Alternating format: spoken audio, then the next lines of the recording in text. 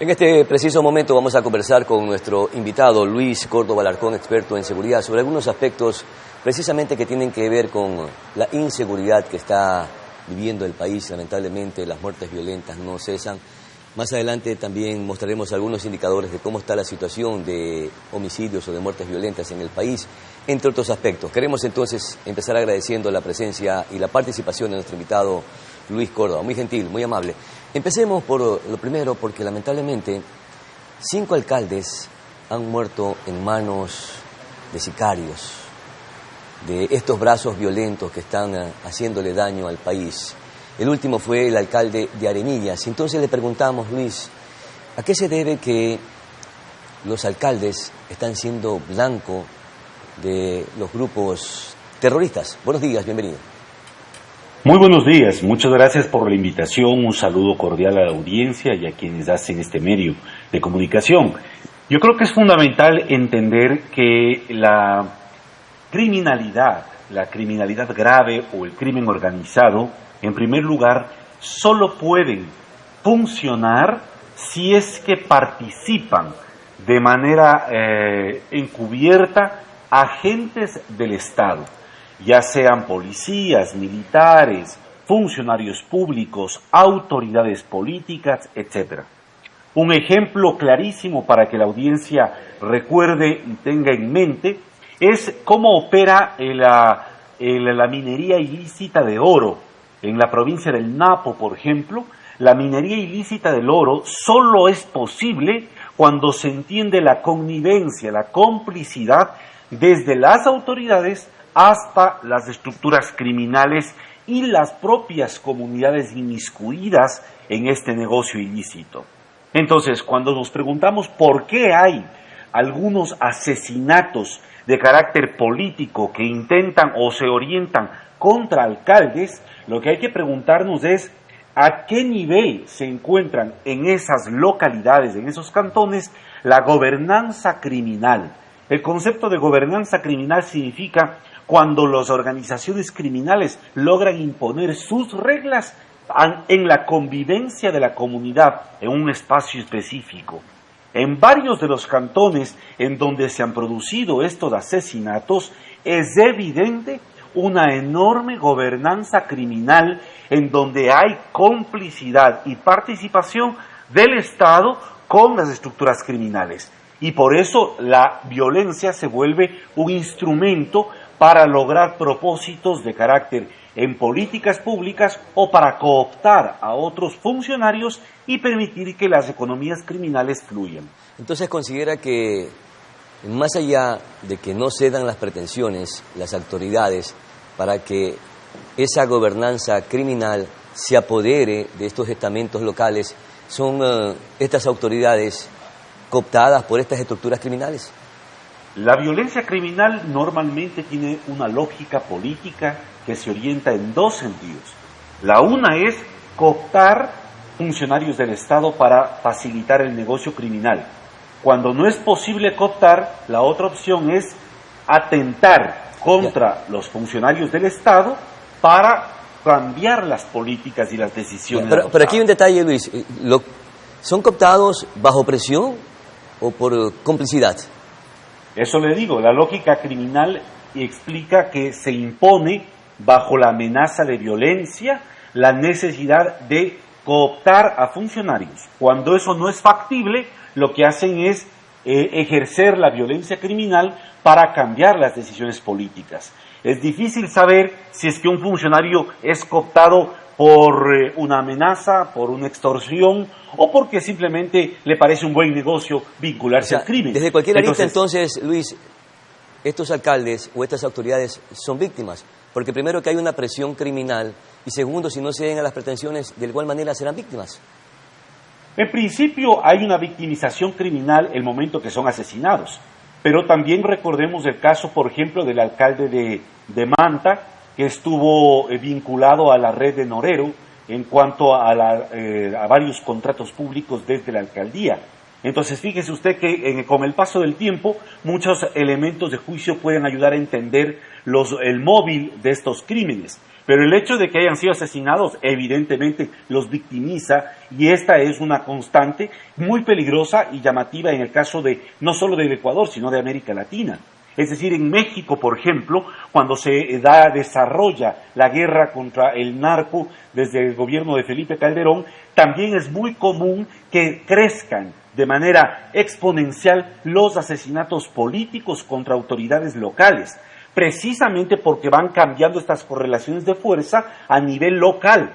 Es a nivel local donde más se experimentan estos regímenes de gobernanza criminal. ¿Y estas estructuras criminales qué es lo que buscan? ¿Adueñarse de los contratos o lavar dineros? ¿O es una combinación de las dos cosas? Bueno, las estructuras criminales, en primer lugar, lo que buscan es que sus economías no tengan obstáculos. Y dependiendo el tipo de economía criminal, los propósitos que persiguen con el asesinato político o con la victimización criminal son variados. Por ejemplo, en una economía criminal vinculada al narcotráfico de cocaína, es evidente que los puntos logísticos para la exportación, para el tránsito de la cocaína, se vuelven nodales, críticos o neurálgicos.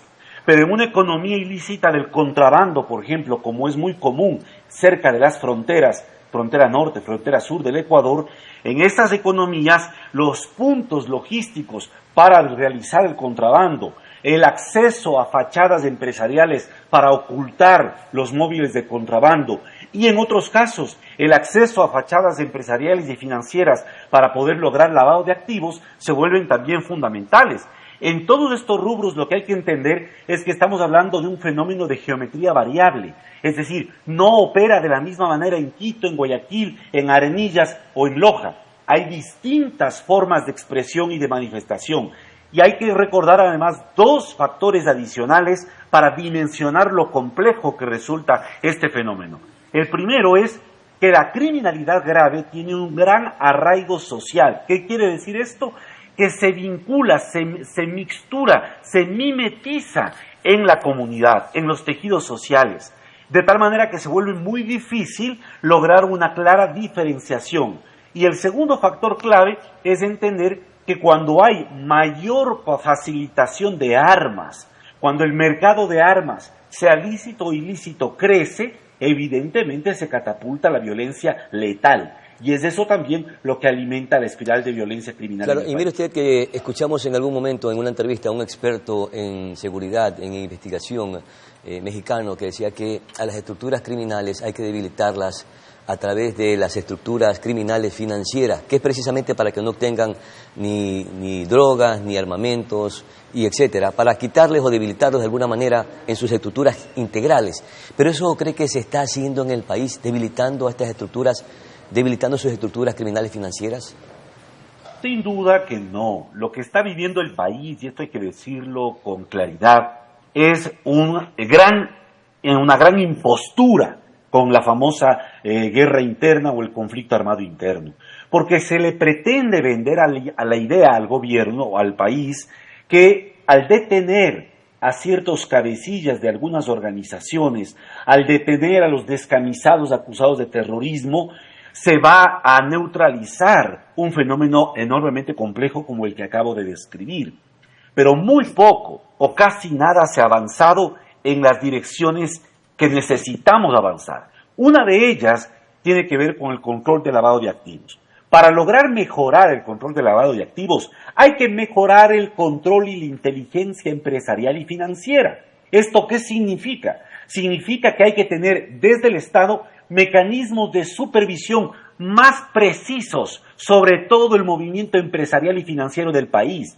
Pero los grupos económicos y financieros de este país no quieren ser controlados, pues evidentemente, no quieren ser observados al milímetro por parte del Estado. Quieren tener una absoluta liberalidad, precisamente para permitir que todo esto ocurra. Entonces hay un contrasentido incluso cuando sabemos que uno de los principales boquetes por donde fluye la cocaína hacia Europa es la agroindustria bananera.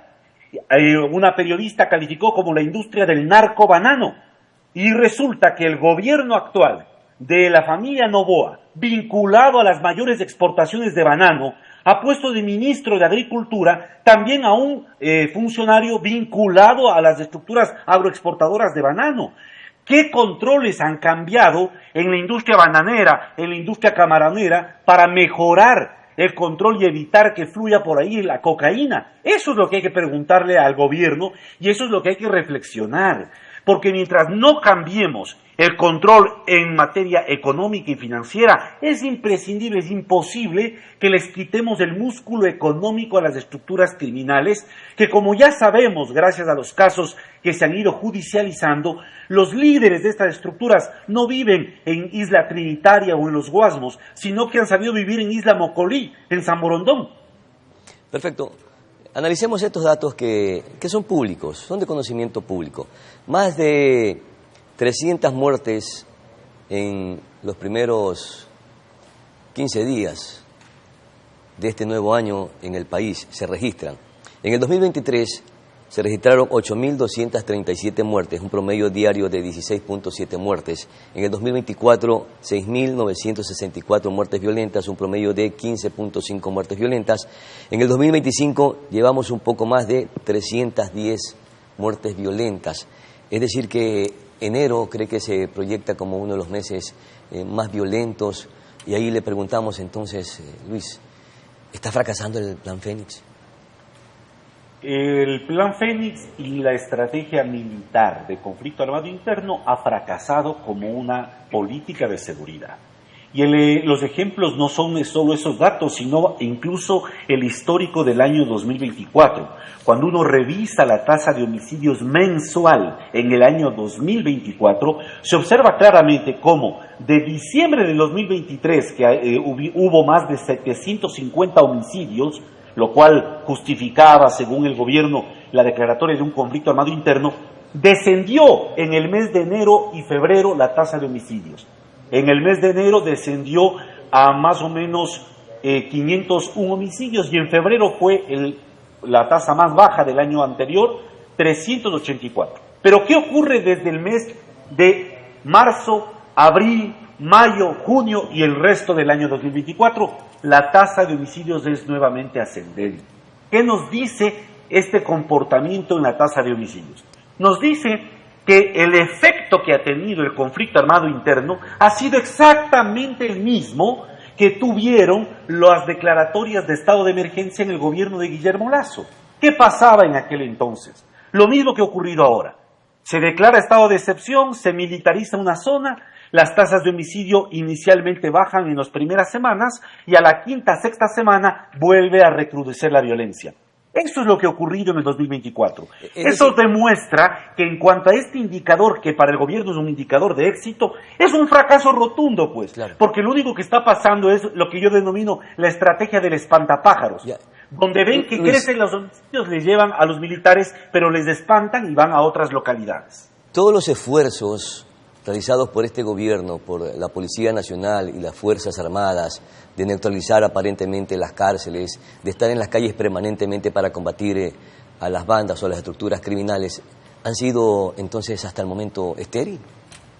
Yo creo que son insuficientes, esa es la palabra. Pero son insuficientes, ¿por qué entonces? ¿O porque son monstruos con los que estamos luchando y es difícil de poderlos neutralizar o desarticular bandas? ¿O es que no se están utilizando las estrategias adecuadas o eficientes? Como yo le empecé señalando, es ineficiente porque no se entiende que es un problema complejo.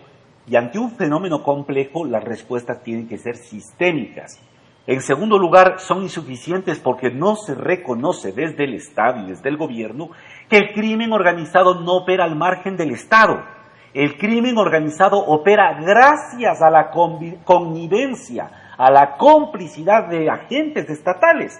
Y el ejemplo, pongámoslo, de las cárceles. Recordémosle al país cómo se justificaba que toda la violencia criminal se dirige desde las cárceles. Se militarizaron las cárceles, pasaron a control militar y a la semana anterior acaban de asesinarle a un líder criminal en la cárcel de máxima seguridad, en La Roca. Acabamos de vivir en el 2024 3 masacres carcelarias cuando nos decían que el problema era el control criminal de las mafias. Entonces, ¿qué ha ocurrido en las cárceles? Lo que ha ocurrido, según el último informe de Inside Crime sobre las cárceles del Ecuador, es que han cambiado de manos los grandes negocios criminales que se manejan dentro de las cárceles.